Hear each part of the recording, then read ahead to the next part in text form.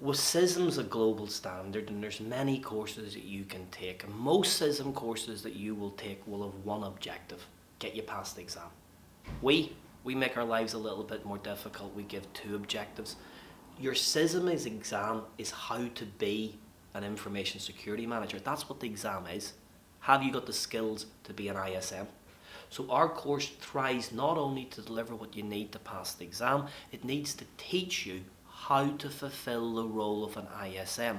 So what we're doing is we're really using COBIT and ITAF, two of the world's biggest, most accepted standards in this field. And that's really what the course is on.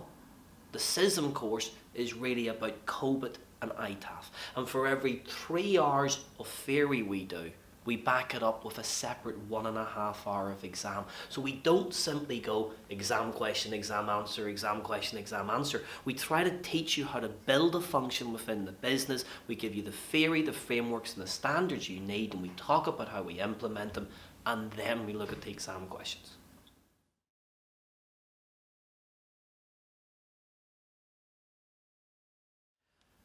Most organisations have a wealth of technical expertise, and they also have a wealth of business expertise. But what they're usually missing is combining those two elements together to people who can not only understand the technology, but they understand the strategic drivers, the mission and the objective of the business. CISM is about combining those two worlds together. We get equal number of technologists and business people. Business people get introduced to technology and technologies get introduced to business people. What we're really trying to make is a head of function, somebody who can deliver you return on investment from your cyber strategy.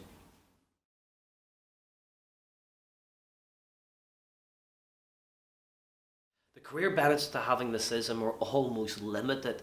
In my personal experience, because this happened to me, I was a technologist. Okay, I was a technical engineer, I did pen testing, my background goes back to Microsoft DOS days.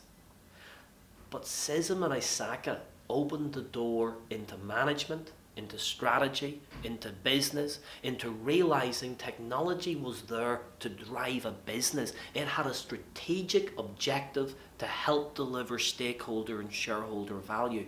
And I see this time and time again. I meet technologists who live on the OSI command line, and I meet them again in 3 years' time at a board meeting with a shirt and tie and an agenda, because they've made the transformation between technology and business.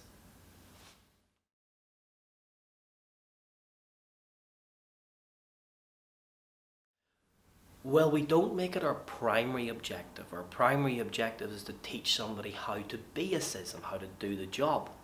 But that's what the exam is on. The exam is, can you do this job or not? So if we teach you how to do the job, you should be able to pass the exam. But of course we go a little bit further. For every approximately 3 hours of theory we do, we've an hour and a half of exam questions and answers. And it's not just about doing questions and answers.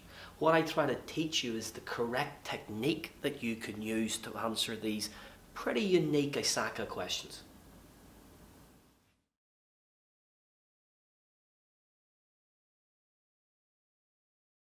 CISA and CISM are not all that different.